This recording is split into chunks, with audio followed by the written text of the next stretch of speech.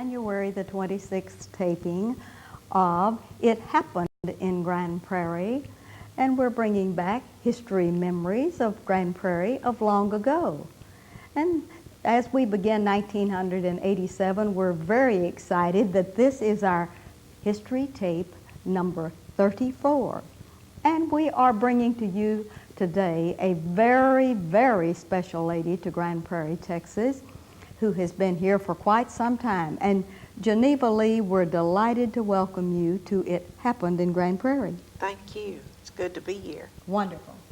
Now, Geneva Lee, as we begin our presentation and start logging history about the Lee family and about the Thomas family, we'd like for you to look out into your camera and tell us about your genealogy and anything you want to tell us about your immediate family and your brothers and sisters, and maybe even name drop on that part. And then the second thing we'll do, we'll come back and we'll talk a little bit about Mr.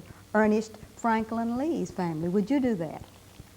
My parents came, my mother came from England, her people did. She was born in Jefferson, Texas, however, and my father was born in Morristown, Tennessee.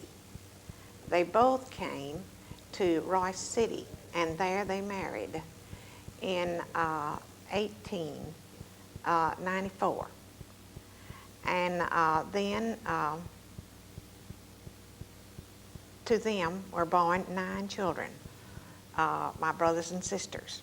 Would you like to name your brothers and sisters for us? The oldest one is Annie. She's 91, still living. Where does she live? Kaufman. In Kaufman, Texas. Go right ahead. And Ethel is 90. All right. And she lives in Kaufman. All right. And the next one is William. He's deceased. And then Elva, she's deceased. Porter is deceased. James is living in Houston. He is 82. And then Grace is next. She is deceased, and then I'm the next one. And then the last was my brother, and he is deceased. We were all 8 of us went to Baylor University. There are 8 degrees in my family from Baylor University. My youngest brother was a doctor. My oldest brother went to A&M, however, but he became national president of the Postal Transport System. His office was in Washington, D.C. when he passed away.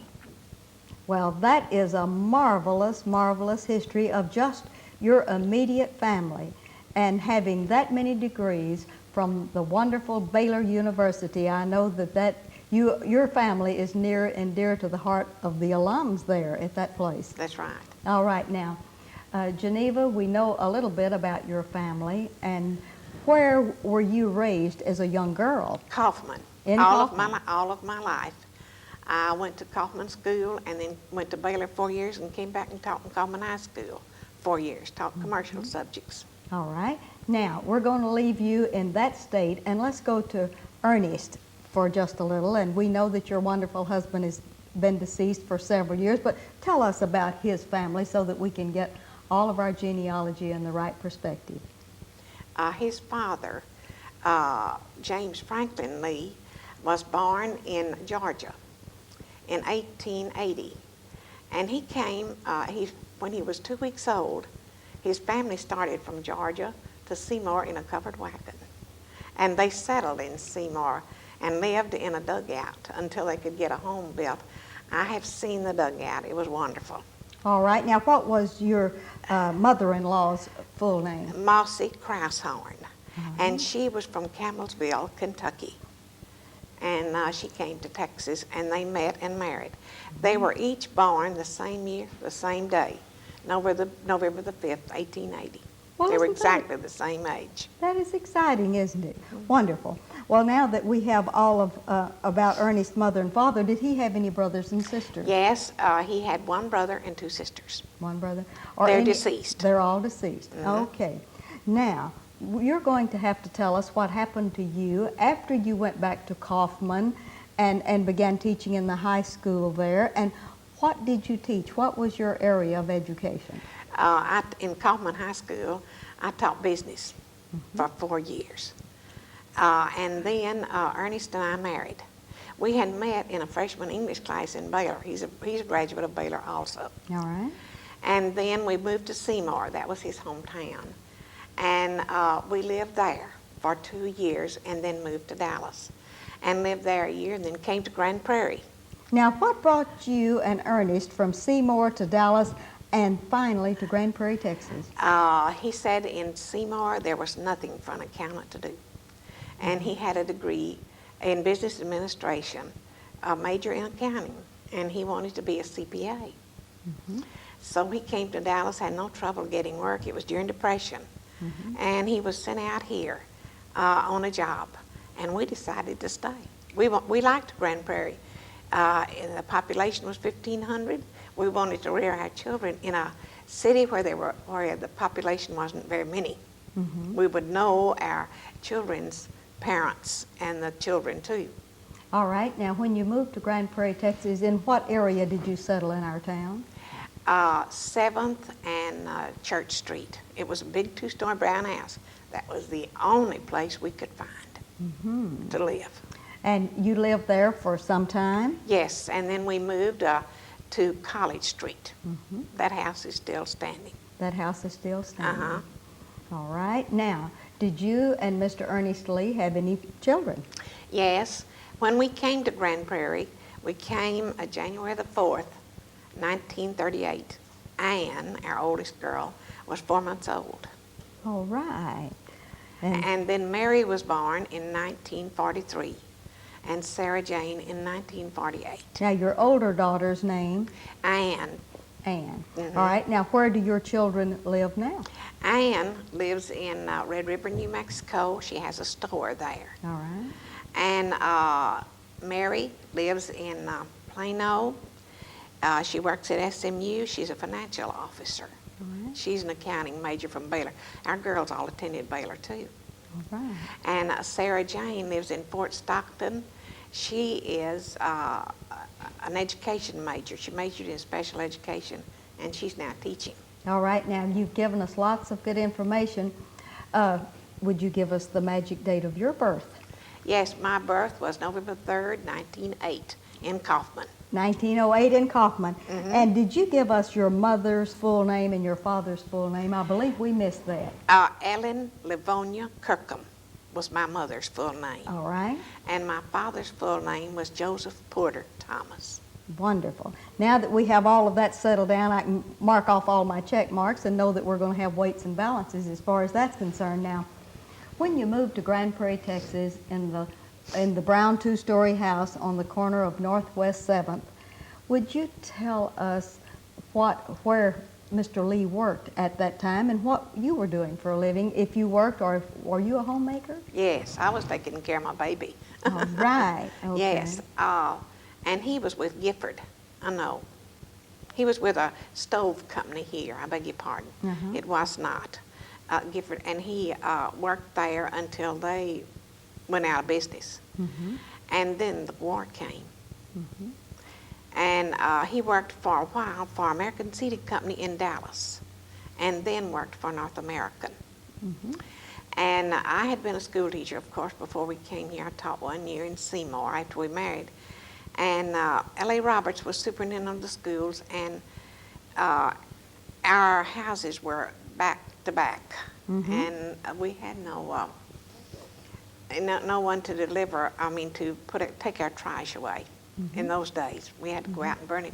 And one day I was burning trash, and Mrs. Roberts asked me if I would consider substitute teaching in the Grand Prairie schools. And I said, well, let me ask my husband. And I asked him, and he said, yes, we intend making Grand Prairie our home, and you like to teach. Why don't you do it? So Mrs. Roberts says, fine, I'll keep Ann. And at that time, Ann was about 2. I made $3 a day as a substitute teacher and paid Mrs. Roberts 50 cents a day to keep Ann. Wonderful. What wonderful finances. That's a good financial arrangement, isn't it? Indeed, it was. All right. Now, as a substitute teacher, tell us where you taught and what you taught, Ms. Lee. I taught all over the Grand Prairie school system.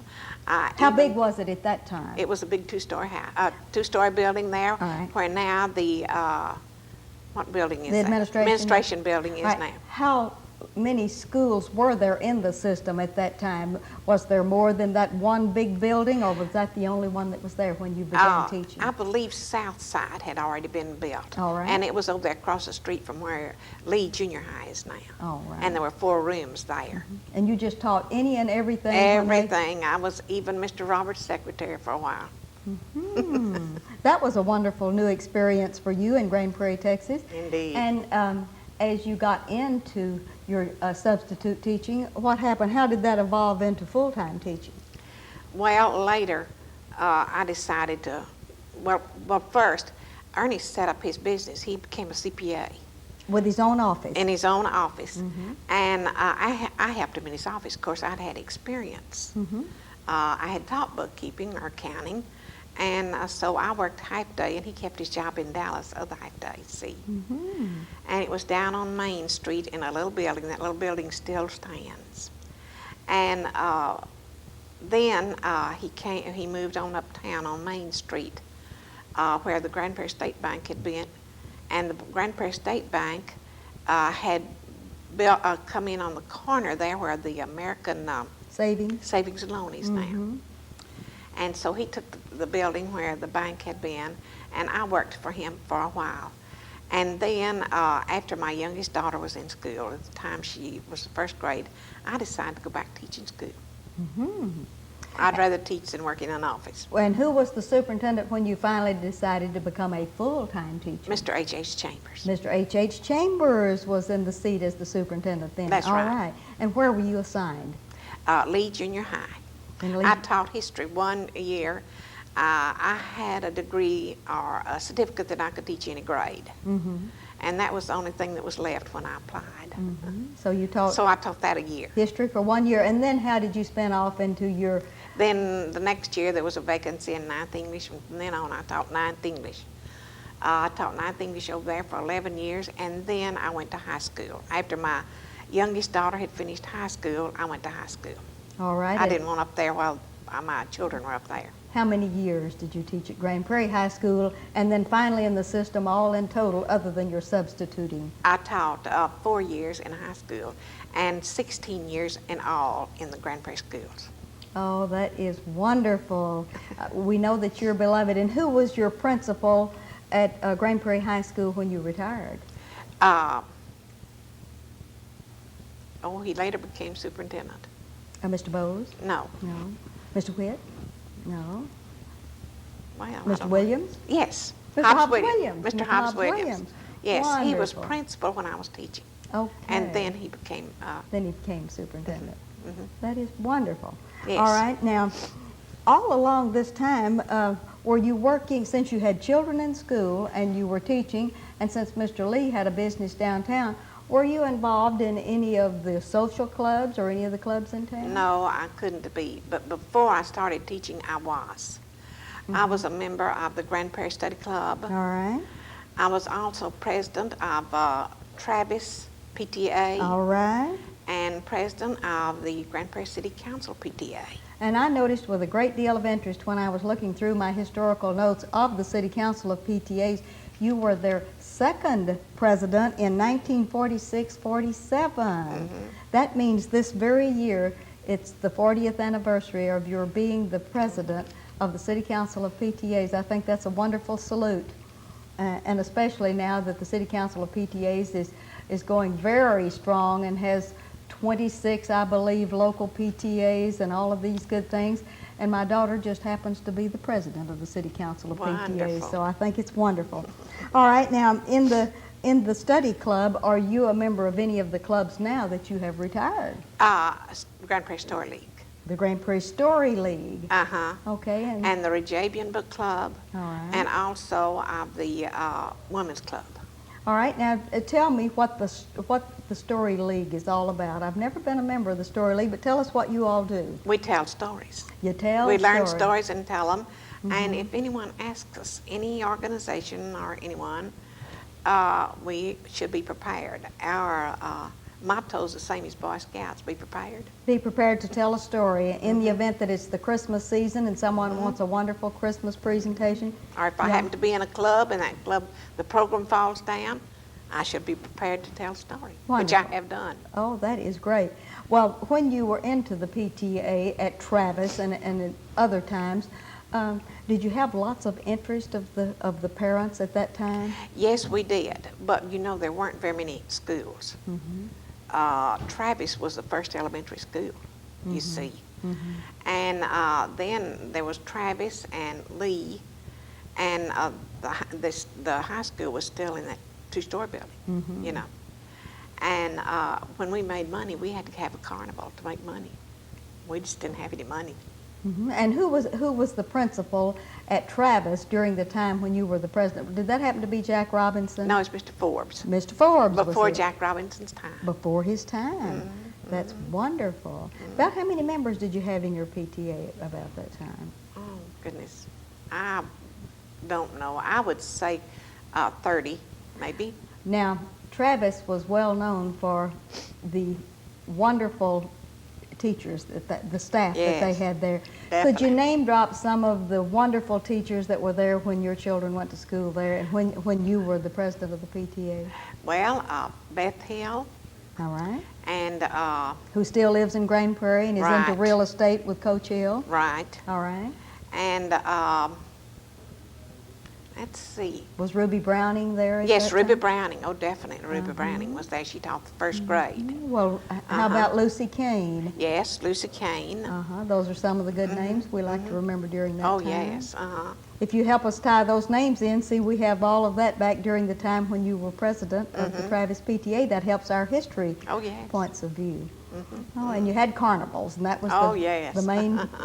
All right. At now- Halloween. All right. When you were president of the Travis PTA, was there a city council PTA at that time, or was Yes. that before? Yes, then the next year after that is when I became president of the city council Of the PTA. city council of PTA. After I was president of Travis. All right, now, Geneva Lee, of all of the things that you've seen go by the bridge here in Grand Prairie, Texas, over all of these years that you've lived here, tell us your impression of downtown Grand Prairie when you first came here, some of the leaders that impressed you, and then finally we're going to get into your church affiliation. We'd like to know what you do in church. So why don't you tell us a little bit about downtown Grand Prairie?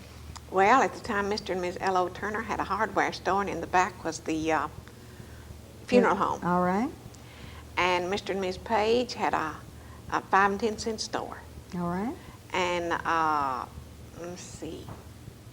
Where'd you do your grocery shopping? Oh, the Thomas Brothers and Mr. Hall. Thomas Brothers and We Mr. didn't Hall? have any store like Supermarket? A&P. No supermarkets at all. They were all home-owned. Mr. and Ms. The 3 Thomas Brothers and Mr. Hall. And who were some of the community leaders that you remember to be outstanding? Well, Dewey Miller, of course, they had a grocery store. A drugstore. I mean, drugstore, All yes. right.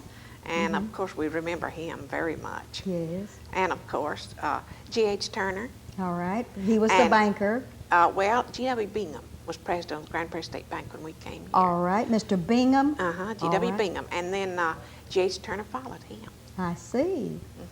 All right. And those are some of the men that you remember as the leaders of Grand Prairie. Were you involved in any way in the city government, or did you know the mayor or some of the council Oh, yes, we people? knew all of them because, you know, Grand Prairie was small at the time. And it wasn't long till others started coming in, you know, to help in the city government. But Ernest worked in the government and school and so forth all the All right, time. now tell us what he did, his community service in Grand Prairie, Texas. I know that he ran for the school board, so tell us a little bit about that. Yes, he was he was on the school board for a term, and then I wanted to go back teaching, and of course he had to get off. He was ordained a deacon in the First Baptist Church soon after we came here. He was Sunday school superintendent for several years until the school could afford, the church could afford an educational director. And then he taught a men's Bible class. He was a trustee. And he was a Rotarian, president of the Rotary Club. All right. He was a Mason, and he was worshipful master of the Masonic Lodge. He's a member of the Scottish Rite. And that was a goodly number of things that he participated in here in the community. yes, he helped with civic work. Was he on any of the boards and commissions of the city? I don't remember. You don't remember that? Okay. He worked in, he just seemed to work in all of them. In all of it. All right. Now. You see, by that time, he was taking the city audit Oh, yes. and the school audits, so he couldn't work too much. Yeah, that would He have been a wasn't supposed to. conflict of interest, wouldn't it? That's Okay. right. All right. Now, tell me about you in the First Baptist Church. Did you ever teach, or what was your role? Yes, before I started teaching school, I was president of the Women's Missionary Society, and I taught a Bible class for several years there. So Oh. I've been busy there all these years too. All right. Now, having been a teacher at Lee and at Grand Prairie High School, what is your philosophy on the boys and girls that you taught then compared to the ones that you taught in later years at Grand Prairie High School, and some of the things that you hear about our school system at this time? Well, I love to teach, and I love the boys and girls, and I didn't have any trouble. I never did have any trouble. I just loved them too much for them to give me any trouble. Even when I went to high school, I didn't have any trouble. But I don't know about today. I quit in 1970, and so since then, I really don't know much about it. It's hard to keep up with everything, and besides that, we don't hear some of the good things that happen in schools. I think we hear too little of the good things that Yes, happen. I noticed this weekend we're having a decathlon here in Grand Prairie, Texas, at South Grand Prairie High, and of the boys and girls that excel academically, and I think that's a wonderful step in the right Oh, direction. goodness, yes. Don't you? Yes. All right. In your activities at school, as a teacher, were you ever a sponsor of a class, or did you involve yourself in an English club or any of the students' clubs? No, we didn't have clubs when we were in Lee. We had the entertainments every so often, and of course I was always there for those, and the ball games too. I helped with those. All right, now, of all of the boys and girls that you have taught over all of these years, do you have some students that come back to your mind as having been outstanding when they were students and then have gone on and excelled and have become something exciting like Judge Kiesler has in Grand Prairie, Texas, or some persons like that? Would you like to name drop? Of course, about? I didn't teach him. He was before my time, but All right. I really can't think of too many who did. You don't know? They seemed to me that those were before I went there, you know. Well, So, but we have so many who are outstanding. I know, many. if you were to encourage, say, young people today to get into the teaching profession, do you think that would be an exciting career today as it was when you began your teaching? I don't know about it today, but I enjoyed it so much, and my daughter, who's a teacher, is enjoying it very much. It's a very fulfilling experience then. She really does enjoy it. Now, So I should think so. and this is your daughter that teaches at SMU that lives in Plano? No, now she's an accounting major. She's a financial officer. Oh, she It's is. the one at Fort Stockton. At Fort Stockton that is a teacher. They have a boy living with them now who is a foreign exchange student from Germany. Wonderful. And their oldest son is finishing high school this year, and he's going to Germany next year All right. as a foreign exchange student. All right, now you've mentioned your parents and Mr. Lee's parents and your children, but that's the first hint that we've had of grandchildren, and since we have about 4 minutes left, you would be best to tell us the names and the ages of your grandchildren and maybe where some of them are. Would you do that? And tell Well- us to which parent they belong. All right, Ann has 3 daughters. All right. They're all college graduates and are married. And give us their names. Laura lives in Ottawa, Canada. All She right. works for an outstanding company that's Northern Telecom. All right. And her middle daughter is Karen. She's in Dallas, and she's already just about manager of a large jewelry store. Wonderful. And course, she's she's in college Dallas graduate. nearby to you. Right. All right. And the third And one? the third one is in Denver, Colorado. And what right is her now, name? Susan. That's Susan. And right now, she's taking care of my 4-month-old grandson. Oh, wonderful. Great-grandson. Great-grandson. Great-grandson. And that is your first great-grandson. My first great-grandson, and only. And what is his name? Christopher, Christopher. In Denver. in Denver. And you were pulling for the Denver Bronx Oh, yes, I yesterday had to. then, I'm sure. All right, now any other grandchildren? Yes, Mary has 3. All right. Sandra is in college this year. All right. And then Carter is in the 10th grade. He loves athletics, but he makes good grades too. You know, in Plano, you have to make good grades to be an athlete. Right. And then Paul is 10 years old, and he's in the 3rd grade. And then Sarah Jane has 3. Her oldest one is Robbie. He's a senior in high school this year. He's a swimmer. All right. He's the And- one that's going to get to go to Germany. Yes, All right. next year. All right. And the next one? And then the next one is Christy, and she's in the 8th grade, All right. and she plays in the band. And the next one is Aaron, and he loves to swim too, like his Oh. brother. He's 10 years old. That is good. And all of this is happening in Fort Stockton, Texas. That's right. Wonderful.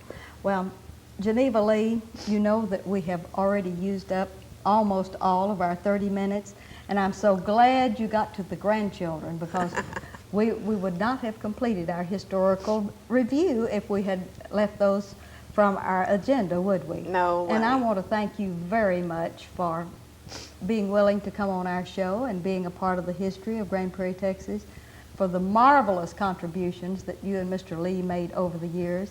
And can you give us at this time his death date so we'll have that for our record? Or the year? at least. April the 24th, 1965, 1965. And you have, almost 22 years ago. yes, 22 years ago, you have been still a splendid citizen in Grand Prairie, Texas, retired. I don't want to leave. And live right up on Church and Center Street. We're delighted to have had you with us and want to thank you for being with us. I love Grand Prairie, and I'd contribute anything I could to Grand Prairie any day. Thank you very much. And this is Ruthie Jackson reminding you that history is as we live and do.